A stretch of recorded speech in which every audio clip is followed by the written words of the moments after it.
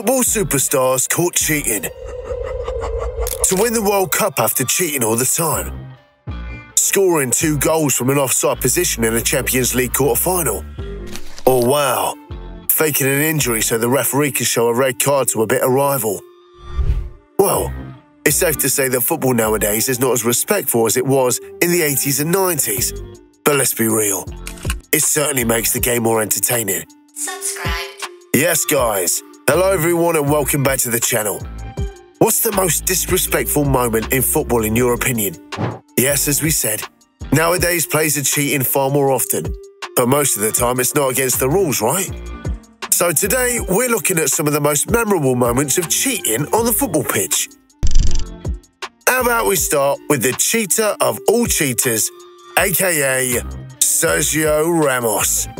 Yes, the Spanish defender is one of the most brilliant centre-halves we've seen in the last 15 years, but he will also be remembered for many black moments in his career. Picture this: the 2018 Champions League final, Real Madrid versus Liverpool. For the Spanish Giants, this was the 3rd consecutive final in Europe, while for Liverpool it was the 1st in 11 years. You can imagine the enjoyment and excitement for Merseyside to feature in such a huge game, and especially for their biggest star, Mohamed Salah. The Egyptian king was in the form of his life, scoring goals for fun in England and Europe. However, it was all over for him midway through the first half when Sergio Ramos literally hugged his arm and dragged him to the ground. Absolutely disrespectful. And now that even the greats Roy Keane and Gennaro Gattuso would be proud of. Of course, speaking of Ramos, moments of cheating, we cannot forget his offside goal in the Champions League final 2 years prior against Atletico Madrid. His body was literally offside, but the referee decided that the goal should stand. Well.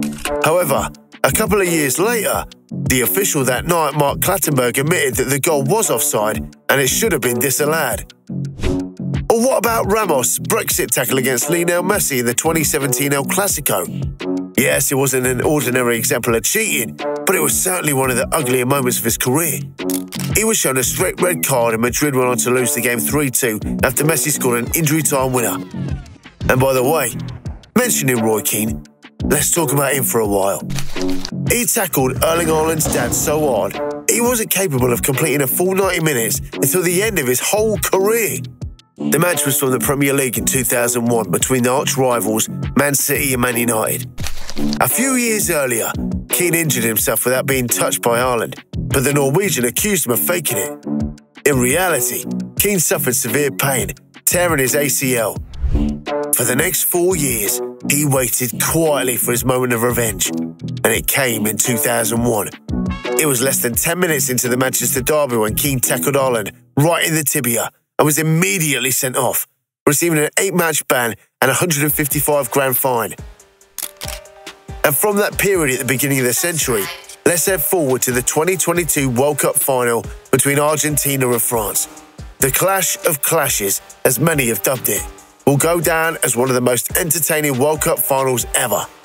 But it was also one of the most disrespectful, especially if we throw Emiliano Martinez into the mix. We all know the South Americans, people with wild and even slightly reckless personalities, but Emi really crossed the line on that iconic night in Qatar. In the penalty shootout, he was lucky not to be sent off after doing his best to distract the French players. When it was Real Madrid's Aurelien Tchouameni's turn to take the penalty, Martinez grabbed the ball, held it tightly in his hands, moved towards the goal line, and when he saw that Tchouameni was on the spot, he simply threw the ball to the side. There's an unwritten rule of penalty kick taking. The longer you delay your execution, the more likely you are to miss. And well, the rule applied. Tchouameni didn't even hit the target, clearly distracted by Martinez's antics. And when we talk about disgraceful matches, we can't help but think of the Champions League semi-final between Chelsea and Barcelona in 2009. With the first leg at the Nou Camp ending 0-0, everything was set to be decided at Stamford Bridge. Michael Essien opened the scoring early in the first half, and then the controversial moments began to roll in. Let's count them. Number 1. The moment when Malouda was clearly fouled in the box, but the referee only awarded a free kick. Then, number 2. When Drogba had a great chance to score in the box, but was fouled by Abidal. Again, no penalty. Number 3. Undoubtedly, the most embarrassing situation of all. Anelka tried to get past Piqué. The Spaniard clearly handballed it. For the 3rd time, no penalty for Chelsea. For the 4th and final time, the Blues suffered another refereeing disgrace when once again, no penalty was awarded with the score level at 1-1. For many years now, this match is remembered as one of the most embarrassing in Barcelona's history. A game that was clearly rigged in their favour, even though there was no proven evidence of bribery. Yes, it was an absolute disgrace that night. But don't worry, Barca fans, we've got another one. Exposing Madrid. A match that certainly comes close to the scenes of 2009. It was the 2017 Champions League quarter-final at the Santiago Bernabeu. Real Madrid headed into the game with a 2-1 lead after the first leg, which was completely deserved. But their overall qualification wasn't. Not at all. The first half in Madrid ended 0-0, and from the 53rd minute until the end of extra time was scored 6 goals, 2 of which were completely wrongly accounted. Bayern made a comeback, leading 2-1 up to the 90th minute and taking the game into extra time. Then, in a span of 5 minutes, Ronaldo scored 2 offside goals after passes from Ramos and Marcelo to win the game for Madrid. There was also controversy over the sending off of Vidal, who was shown a second yellow card for a clean tackle on Asensio.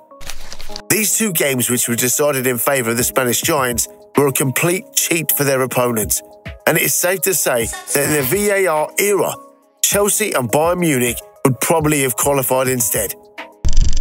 Now, let's turn the page to the chapter 100% Jesus.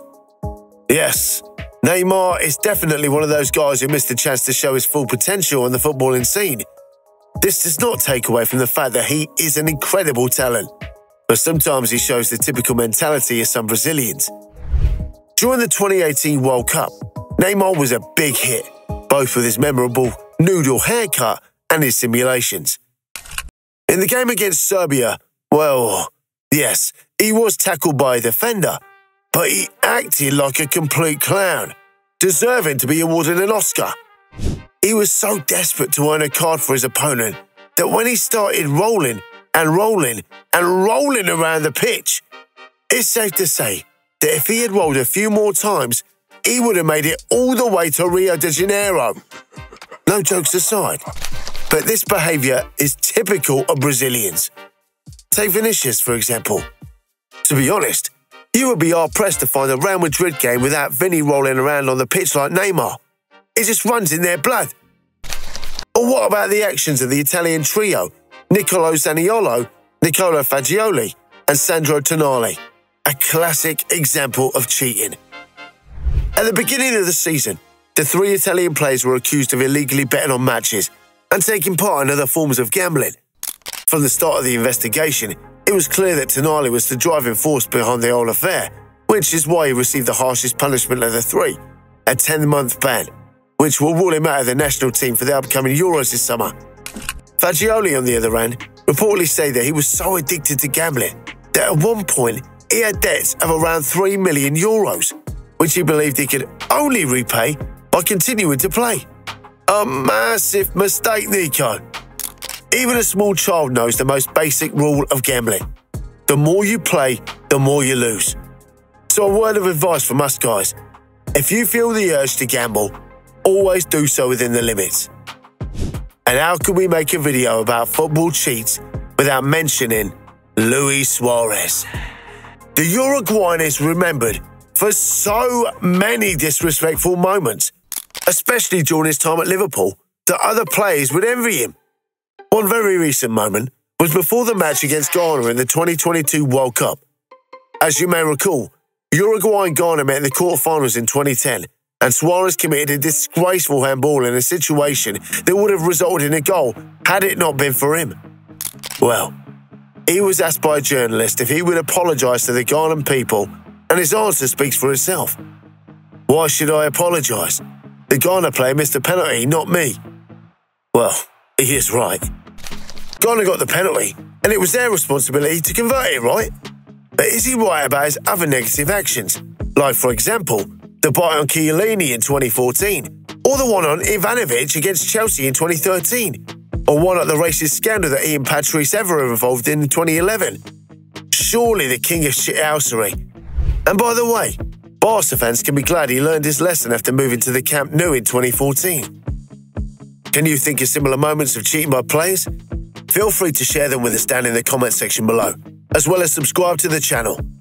Also, you can click here or here to check some of our recent uploads, when we talked about the new format of the World Cup and the pros it will bring. Now, bye guys, and catch you in the next one. Like and subscribe.